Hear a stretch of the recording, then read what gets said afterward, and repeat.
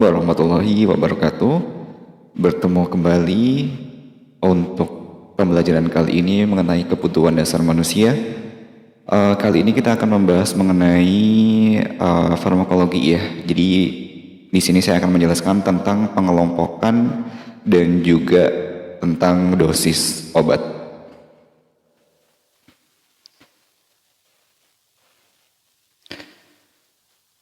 Nah, untuk pengelompokan dan dosis obat ini, nanti saya akan menjelaskan mengenai tentang bagaimana sih sebagai seorang perawat, kita harus mengetahui prinsip pemberian obat kepada pasien, kemudian kita juga harus mengenali, kita harus tahu sebagai seorang perawat tentang logo-logo kemasan pada obat. Nah, kemudian nanti kita juga akan berlatih ya bagaimana cara untuk menghitung dosis obat pada pasien, baik itu dosis obatnya adalah per oral maupun nanti kita akan belajar tentang perhitungan dosis untuk yang injeksi.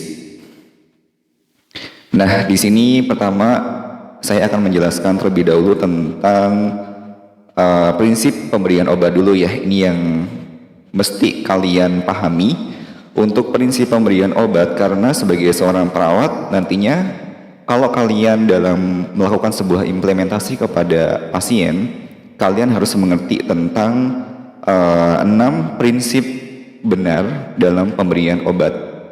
Yang pertama apa? Yang pertama yaitu kita harus benar nama pasien terlebih dahulu. Jadi ketika kita akan melakukan sebuah tindakan pemberian obat kepada pasien, baik itu obat oral maupun obat injeksi atau maupun obat topikal, kita harus tanyakan dulu apakah nama pasien yang akan kita berikan obat itu sudah betul atau belum. Kemudian yang kedua, kita harus benar ya tentang dosis obat. Jadi dosis obat ini sangat penting karena kenapa? Sebagai seorang perawat nantinya kan tugas dokter itu memberikan berapa orderan dokter ke pasien. Tetapi nantinya kita yang akan memberikan injeksi kepada si pasien tersebut atau dalam bentuk oral kepada pasien tersebut. Makanya kita harus tahu juga dalam cara perhitungan untuk dosis obat pada si pasien. Kemudian selain benar dosis obat apalagi? Yaitu benar obatnya. Jadi obat yang kita berikan kepada pasien kira-kira sudah sesuai dengan order dokter atau belum? Tidak mungkin kan kita sebagai seorang perawat seharusnya dokter memberikan order itu adalah misalkan Cefotaxim, tapi kita berikan obat-obatan yang lain. Nanti itu juga bisa berakibat fatal kepada si pasien. Bukannya menambah untuk berefek pada terapi pada pasien, tapi malah menambah masalah yang lain. Kemudian selain benar obat, kita juga harus benar cara pemberiannya. Nih, kita harus benar cara pemberian. Nanti akan saya jelaskan tentang cara pemberian obat. Kemudian benar waktu. Benar waktu ini berkaitan dengan kira-kira dalam pemberian obat-obatan kepada pasien itu dilakukan berapa kali sih dalam sehari. Misalkan pemberian paracetamol karena pasiennya mengalami demam, atau pemberian Sanmol kepada si pasien 3 kali 1 hari. Ya, waktunya kalau misalnya 3 kali 1 hari ya disesuaikan. Kalau misalnya dia 3 kali dalam pemberian berarti dalam 1 kali pemberiannya jangka waktunya adalah 8 jam, jadi pagi, siang, dan juga malam. Kemudian yang terakhir adalah benar dokumentasi. Nah, ini sangat penting. Karena apa? Karena benar dokumentasi ini adalah sebagai bukti bukti legal bagi seorang perawat yang nantinya akan dipertanggungjawabkan secara hukum. Karena kita sebagai seorang perawat itu harus memiliki apa? Harus memiliki bukti nanti sewaktu-waktu kalau misalkan terjadi problem terhadap permasalahan pada pasien, itu kita sudah ada bukti pertanggungjawabannya lewat apa? Lewat dokumentasi. Salah satunya kalau misalkan sebagai tugas seorang perawat yaitu kita akan menulisnya dalam asuhan keperawatan. Oke, saya akan bahas satu-satu mengenai benar cara pemberian dulu ya. Jadi kalau misalkan kita berbicara dalam farmakologi, dalam keperawatan, untuk cara pemberian obat itu dilakukan di beberapa tempat. Untuk yang pertama, Cara pemberian obat bisa dilakukan melalui oral atau melalui mulut. Ini adalah obat-obat yang berbentuk tablet maupun kapsul. Kemudian ada lagi pemberian obat melalui sublingual. Sublingual ini adalah pemberian obat di bawah lidah. Contohnya adalah ISDN atau isosorbik dinitrat, salah satu obat-obatan yang biasanya diberikan pada pasien-pasien jantung. Kemudian ada bukal, kemudian ada rektal. Nah, rektal ini biasanya diberikan di daerah sekitar anus atau dubur. Kemudian ada vaginal. Vaginal letaknya di mana nanti pemberiannya? Ya, di dalam vagina. Jadi biasanya obatnya akan diberikan di vagina atau di saluran serviknya. Contohnya apa? Pada pasien-pasien dengan penderita kanker serviks biasanya juga diberikan obat melalui pervaginal. Kemudian topikal. Topikal yaitu pemberian obat. Di mana pemberian obatnya? Yaitu di kulit. Kemudian ada injeksi, ya. Ada pemberian obat melalui injeksi. Kalau misalkan pemberian obat melalui injeksi itu ada beberapa, yaitu ada intramuskular atau disebut dengan IM biasanya, kemudian ada intravena atau yang disebut dengan IV, kemudian ada subkutan atau SC, kemudian intrakutan atau IC.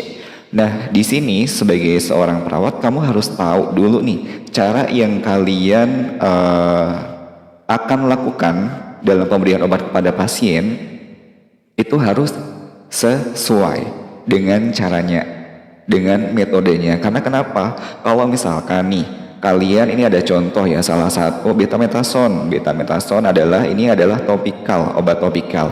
Tidak mungkin kalian obat topikal nanti diberikan ke oral. Kemudian untuk yang pemberian obat melalui injeksi ataupun yang lainnya, terus bagaimana ya untuk reaksinya? Apakah lebih cepat melalui injeksi ataukah cepat misalkan melalui oral atau sublingual, bukal, rektal, vaginal, topikal? Jadi kalau misalkan dibahas mengenai seberapa cepat sih untuk reaksi obat kepada si pasien, jadi reaksi obat itu akan lebih cepat kalau misalkan dia berada langsung masuk ke dalam pembuluh darah si pasien. Contohnya apa? Contohnya adalah intravena. Kalau misalkan oral bagaimana? Oral mungkin bisa bereaksi, cuma dia nggak lebih cepat dibandingkan dengan si intravena. Karena oral nanti harus masuk melalui sistem pencernaan terlebih dahulu, harus melalui proses metabolisme dulu, baru nanti akan masuk ke dalam pembuluh darah dan akan masuk ke jaringan sel dan akan aktif di situ. Jadi prosesnya itu agak sedikit lama ketimbang dia diberikan secara intravena.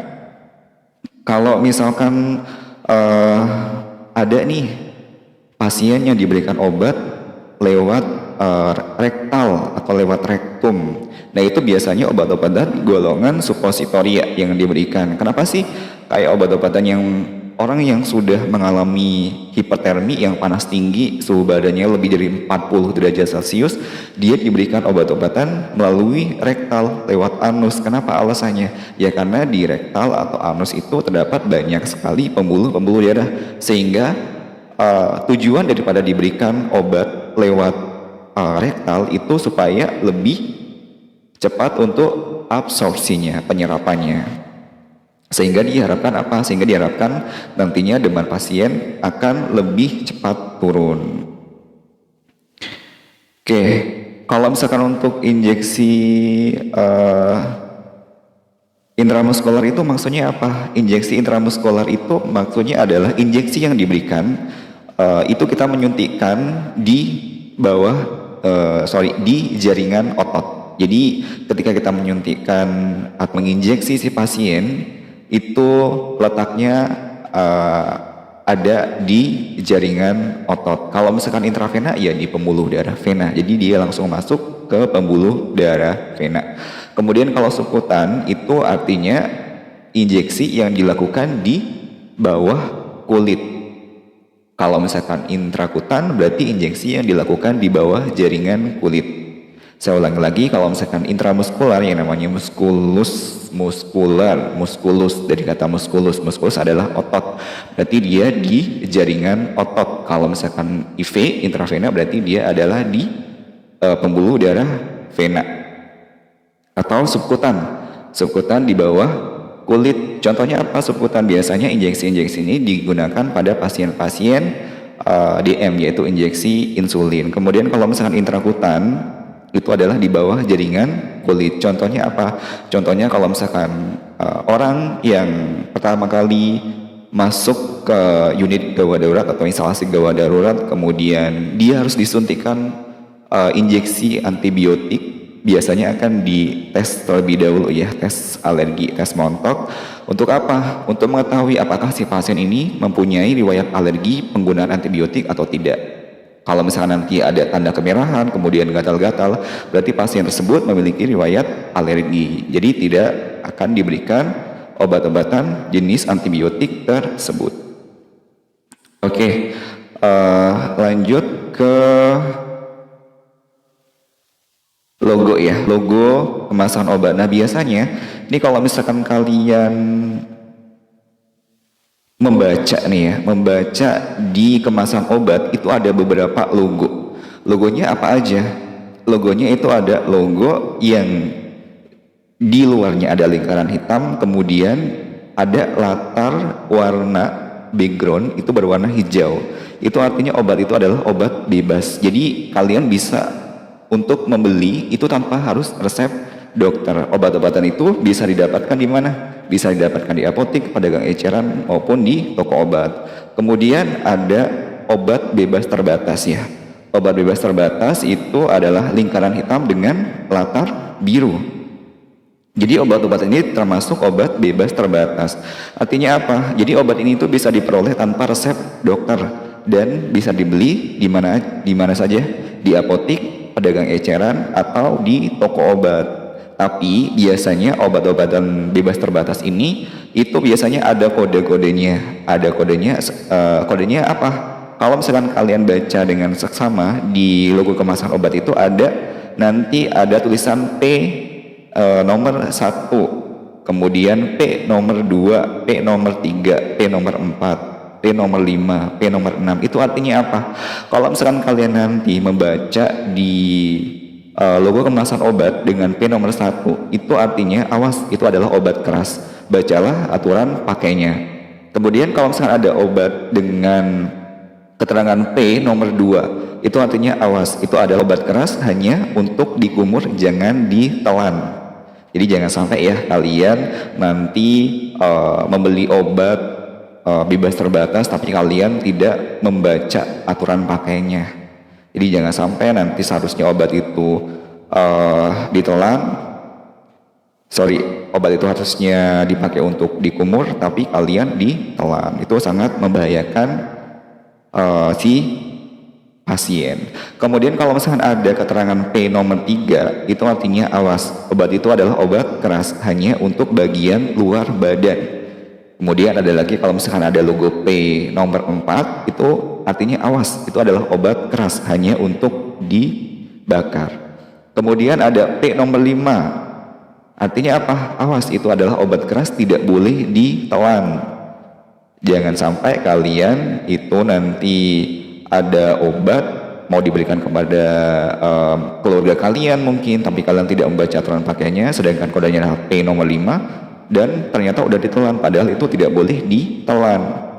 Nah itu sangat membahayakan jiwa seseorang. Kemudian ada P nomor 6, itu artinya adalah awas, obat keras, itu adalah obat wasir, jangan ditelan. Kemudian ada lagi, kalau misalkan dia ada logo obat yang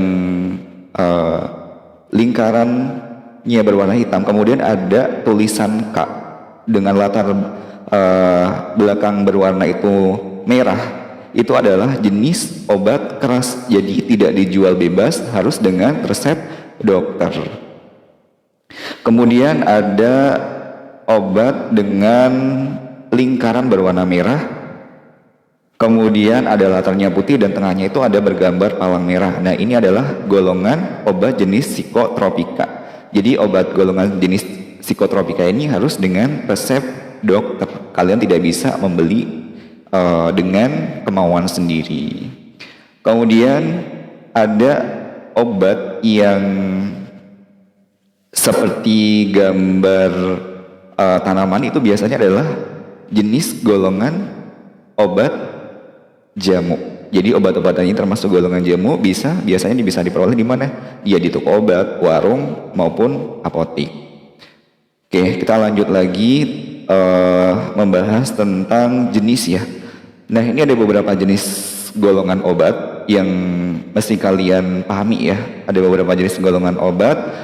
Di antaranya yang kalian sering dengar ya, itu ada golongan obat antipiretik. Nah, golongan obat antipiretik itu adalah golongan obat yang digunakan untuk apa?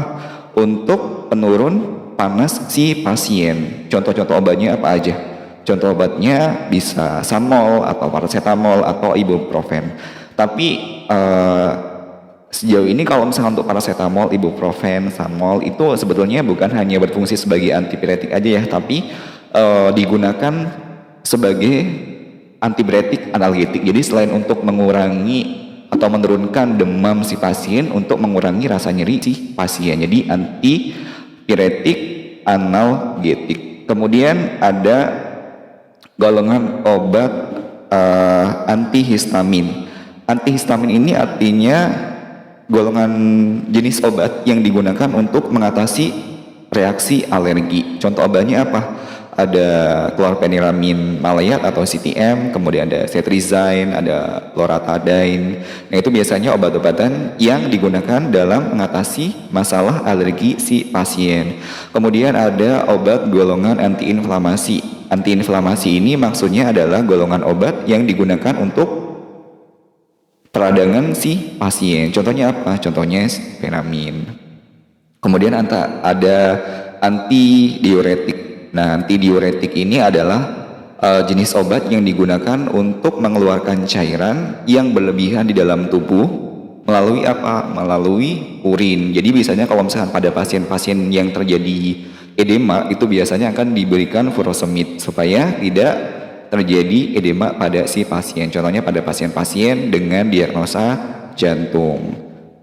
Kemudian ada lagi nih, kalau misalkan khusus untuk yang analgetik atau jenis obat yang digunakan untuk mengurangi rasa nyeri si pasien, itu biasanya kalau misalkan kalian nanti di rumah sakit ada itu yang langsung diberikan ke dalam cairan infus, namanya adalah tramadol. Itu adalah salah satu jenis obat golongan analgetik atau untuk mengurangi nyeri si pasien.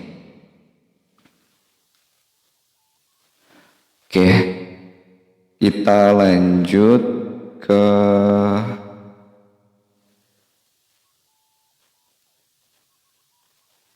kita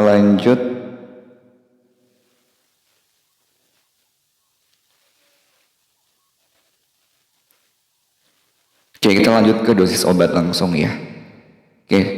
Dalam pemberian dosis obat kepada si pasien, jadi yang perlu kalian perhatikan adalah berapa sih order yang diminta oleh dokter. Kemudian kalian harus tahu juga sediaan obatnya, kemudian bentuk obatnya, apakah dia obatnya jenis bentuknya adalah tablet, kapsul, atau dia bentuknya adalah larutan. Oh ya, saya sedikit jelaskan ya di sini. Tadi yang cara pemberian obat, sorry saya lupa. Di cara pemberian obat, nanti kalau misalnya itu ada injeksi, biasanya, ini saya perbesar ya, itu biasanya ada tulisan di kemasan obat, itu misalkan cefotaxim, misalkan IM_IV. Nah, kalau misalkan ada tulisan seperti itu, berarti cara pemberian obatnya adalah dia harus melalui intramuskuler atau intravena. Jadi kalau misalkan ada tulisan IM kemudian garis miring itu IV, jadi metode pemberiannya atau cara pemberian obatnya bisa dilakukan melalui intramuskuler atau intravena. Jangan kalian kalau misalkan logonya itu IM garis miring IV, kalian berikan dengan cara apa? Dengan cara SC. Itu sangat berbahaya untuk si pasien. Jadi ingat ya. Untuk dosis pemberian obat dosis pemberian obat yang perlu kalian perhatikan adalah yang pertama, seperti yang saya jelaskan tadi, adalah order dokter. Berapa sih yang diminta oleh dokternya? Misalkan 250 mg nih, 250 mg cefotaxim yang diminta untuk diberikan kepada pasien. Dan kalian harus mengetahui sediaan obat cefotaxim itu kira-kira berapa. Jadi kalian baca di kemasannya. Misalkan kalau cefotaxim itu dalam kemasannya adalah 1 gram per vial. Kemudian kalau bentuk obatnya kalian pasti udah paham ada bentuk. Nah, untuk bentuk obatnya sendiri itu ada jenis tablet, ada jenis kapsul, dan juga jenis larutan. Jadi kalian harus paham dulu nih untuk perhitungan berapa yang akan kalian berikan kepada pasien tentang bentuk obatnya. Oke, langsung ke contoh soal yang pertama. Ini pemberian obat kapsul ya kepada pasien. Jadi ingat apa yang harus kalian perhatikan. Yang pertama adalah order dokter. Kamu harus tahu dulu berapa sih order dokter yang akan diberikan kepada pasien. Kemudian yang kedua, kamu harus membaca di dalam kemasan berapa kira-kira sediaan obatnya. Kalau misalkan di sini di contoh soal adalah berapa kapsul obat yang akan diberikan kepada pasien apabila nih order dokternya adalah 0,5 gram. PU itu maksudnya adalah per os atau diberikan melalui oral. BID itu adalah diberikan 2 kali dalam 1 hari dengan sediaan obatnya berapa? 250 mg per kapsul. Jadi kalau di soal sudah diketahui, jadi untuk menjawabnya kalian tinggal mengetahui berapa order yang diminta oleh dokter. Kemudian kalian bagi dengan sediaan obatnya berapa dikalikan dengan jumlah per kapsulnya berapa, atau dengan order dokter dikalikan dengan jumlah kapsul atau tabletnya dibagi dengan sediaan obat.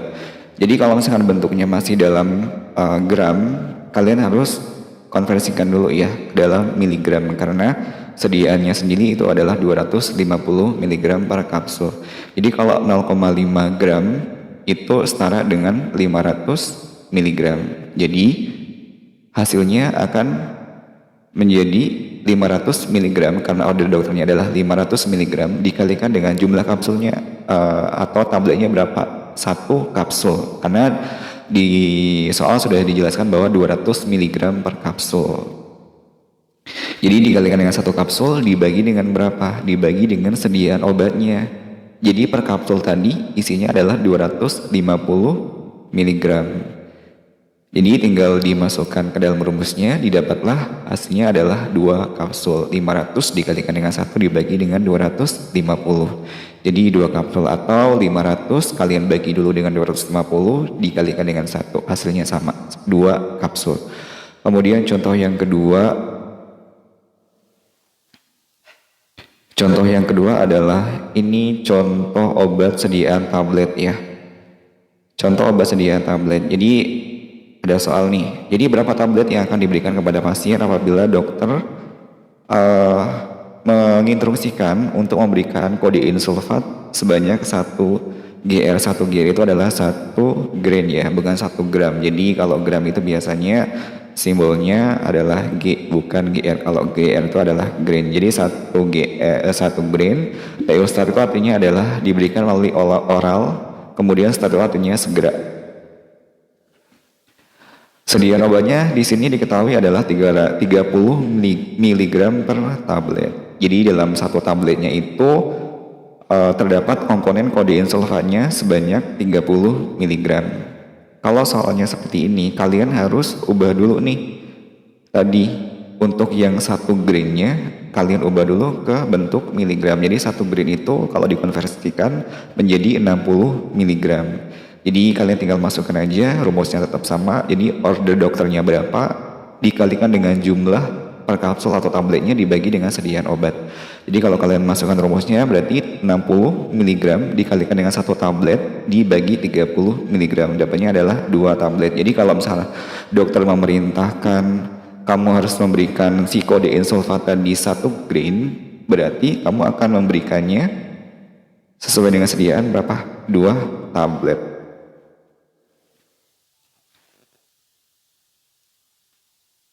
Oke, lanjut ke contoh yang ketiga ya. Lanjut ke contoh yang ketiga, ini adalah contoh sediaan obat sirup. Nah, sekarang contoh obat sediaan sirup. Ini ada diminta menghitung berapa mililiter obat yang akan diberikan kepada pasien apabila order dokternya ini memberikan ampicillin ya. Ampicillin dia sedianya sirup 100 mg. Jadi dokter mintanya diberikan kepada pasien 100 mg. PO sama, yaitu diberikan melalui oral atau melalui mulut. Kemudian ini maksudnya QID ya, quarter in day, atau diberikan sebanyak 4 kali. Apabila sediaan obat itu 250 mg per 5 ml, jadi kira-kira berapa sih akan kamu berikan kepada si pasien? Tetap sama. Jadi kalian lihat dulu nih, komposisinya dalam obat tersebut sediaannya adalah, jadi dalam 5 cc atau 5 ml tadi, sediaan sirup 5 ml tadi itu mengandung 250 mg ampicillin. Sedangkan dokter mintanya adalah diberikan 100 mg. Jadi tinggal kamu masukkan saja order dokternya berapa, 100 mg dikali dengan jumlah larutannya berapa. Jumlah larutannya adalah 5 ml dibagi dengan sediaan obatnya berapa. Sediaan obatnya adalah 250 mg, didapatkan 2 ml. Jadi kalau misalkan untuk sediaan sirup itu biasanya pasien akan minum obatnya menggunakan sendok makan atau sendok teh. Jadi biasanya kalau misalkan singkatan dari dokter itu biasanya ada 1 SDT. S1 SDT itu maksudnya adalah 1 sendok teh. Kalau 1 SDM itu maksudnya adalah 1 sendok makan. Jadi 1 sendok teh itu adalah setara dengan 5 ml. Kalau 1 sendok makan itu setara dengan 15 ml. Jadi kalau yang hasilnya itu 2 ml itu setara dengan berapa? Kalau 1 sendok tehnya adalah 5 ml, berarti 2 ml itu setara dengan setengah sendok teh. Oke, lanjut untuk contoh soal yang berikutnya ya. Tadi kalau misalnya kita sudah bahas tentang kapsul, kemudian tablet, kita sudah bahas tentang sirup. Untuk selanjutnya kita akan membahas bagaimana sih kalau misalkan nanti kalian dinas di rumah sakit, kemudian kalian akan memberikan injeksi kepada pasien yang sudah diketahui order dokternya. Jadi seperti yang dari awal saya jelaskan bahwa kita tugas sebagai seorang perawat, kita juga harus tahu menghitung tentang dosis obat yang akan kita berikan kepada pasien, tentunya sesuai dengan yang diminta atau diinstruksikan oleh dokter.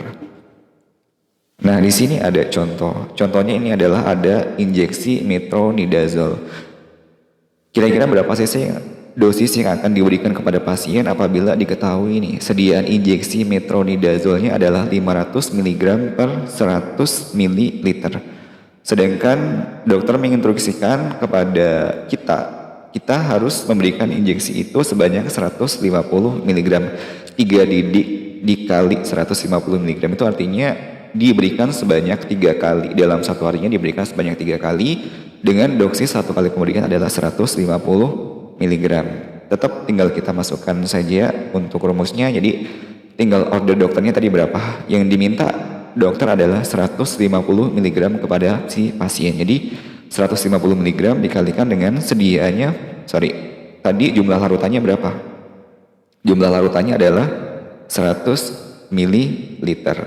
Kalau nantinya di soal misalkan 500 mg per 10 ml, ya jumlah larutannya kalian kalikan dengan 10. Karena di sini ada 500 mg per 100 ml, jadi dikalikan dengan 100 ml. Dibagi dengan berapa? Sediaan obatnya tadi berapa? Metronidazole adalah 500 mg. Jadi dibagi dengan 500 mg, dapatnya berapa? 30 ml.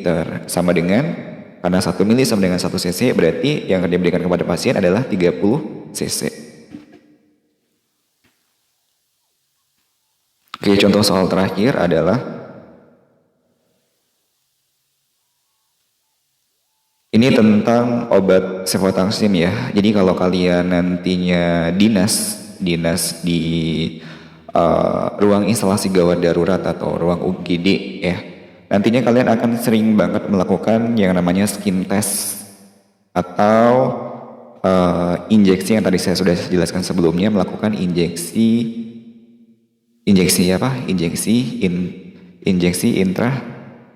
intrakutan atau di bawah jaringan kulit untuk mengetahui pasien apakah dia punya alergi terhadap jenis obat-obatan antibiotik atau tidak. Itu namanya skin test. Di sini kalau misalkan untuk cefotaxime, karena dia bentuknya adalah per vialnya itu serbuk, makanya biasanya kita akan mencampurkan atau melarutkan si serbuk cefotaxime itu dengan apa? Dengan Aquades. Nah, Aquades ini untuk jumlah larutannya itu bermacam-macam ya. Ada yang 5 ml, ada yang 10 ml, ada yang 15 ml. Tapi biasanya akan sering digunakan adalah 5 ml. Sesuai dengan soal di sini yang digunakan adalah 5 ml. Kalau di nantinya kalian aplikatif di rumah sakitnya, kalian disuruh memberikan order kepada si pasien, ya kalian tinggal hitung aja. Ingat kalau misalkan bentuk soalnya itu atau bentuk dalam vialnya itu masih dalam bentuk gram, kalian harus setarakan atau konversikan dulu dalam bentuk miligram ya. Karena pasti nantinya order dokter adalah bentuk miligram. Jadi 1 gram kalau kalian konversikan ke miligram jadinya adalah 1000 miligram. Sehingga sediaan 1 vial cefotaxime tadi karena sudah kalian larutkan dengan Aquades 5 ml, jadi itu artinya cara bacanya dalam 1 vial yang isinya adalah 5 ml tadi itu mengandung 1000 mg cefotaxime. Mengandung 1000 mg cefotaxime. Tinggal kalian masukkan saja sesuai dengan rumusnya tadi. Jadi untuk yang diminta oleh dokter berapa? Tadi mintanya kan coba misalkan kalian injeksi ya kepada pasien 250 mg. Ya tinggal 250 mg kalikan dengan, karena kalian tadi melarutkannya menggunakan Aquades 5 ml, jadi larutannya yang kalian kalikan dengan 5 ml. Kalau kalian melarutkannya dengan Aquades 10 ml ya kalian larutkan dengan 10 ml. Jadi 250 mg kalikan dengan 5 ml, kemudian dibagi dengan sediaannya berapa yang sudah kalian tadi konversikan 1000 mg. Jadi hasilnya adalah 1,25 ml. Nah ingat 1 mili sama dengan 1 cc, jadi 1,25 ml sama dengan 1,25 cc. Jadi kalau misalnya kalian nantinya di rumah sakit memakai speed itu 3 cc, ya kalian tinggal hitung saja. Kalau misalkan hasilnya adalah 1,25 cc, berarti dianya akan ada di angka 1 nantinya. Kemudian 0,25 cc nya bagaimana? Tinggal dihitung aja ya. Jadi jadi kalau misalkan jarak antara 1 ke 2 itu dia ada 10 strip. 10 strip itu artinya itu 10 garis ya. Artinya adalah 10 garis. Kalian bisa hitung sendiri. Jadi dari 1 ke 2 itu kan ada ini, contohnya adalah ada angka 1, kemudian ada 1,5, ada 2. Nah di sini dari 1 ke 2 itu kan stripnya ada 10. Jadi kalau misalkan 1,25 cc berarti berapa? Kalau kalian bulatkan kan 1,25 jadinya berapa? Di kisaran 1,3. Kalau 1,5 kan kalau 1,5 kan kelebihan, jadi kurang dari 1,5. Kalau misalkan 1,2 itu juga kurang. Jadi kalian bulatkan saja. Berarti 1 cc lebih 3 strip yang akan kalian ambil. Jadi nanti kalau misalkan kalian aplikatif di rumah sakit, kalian sudah bisa mengimplementasikannya. Jadi yang kalian ambil berapa tadi? Kalau misalkan dia yang diminta 250 mg, yang kalian ambil adalah 1 cc lebih daripada 3 strip. Kalau nanti pas dokter mintanya beda, misalkan mintanya adalah 500 mg. Sebetulnya ini bisa kalian logikakan ya. Kalau dalam 5 cc-nya itu ada 1000 miligram, berarti 250 kan seperempatnya. Jadi yang kamu ambil ya seperempat daripada si vial tadi. Kalau misalkan nanti 500 miligram, 500 miligram berarti berapa? Kalau 500 miligram berarti dia 2,5 cc. 2,5 cc. Kalau misalkan kalian nanti memakai spet 3 cc ya tinggal nanti pas di angka 2,5 yang akan kalian ambil dari vial tersebut. Kalau nanti misalkan mintanya dia 1000 cc, ya 1000 cc pasti ya nanti kalian akan memakai spet yang 5 cc. Kalian akan tarik semuanya yang sifotaksim tadi dari angka 0 sampai dengan 5 cc. Artinya semuanya akan diberikan kepada si pasien. Nah, semoga kalian paham penjelasan mengenai dosis obat. Untuk selanjutnya nanti akan ada pembahasan soal. Jadi saya akhiri wabillahi taufiq wal hidayah. Wassalamualaikum warahmatullahi wabarakatuh.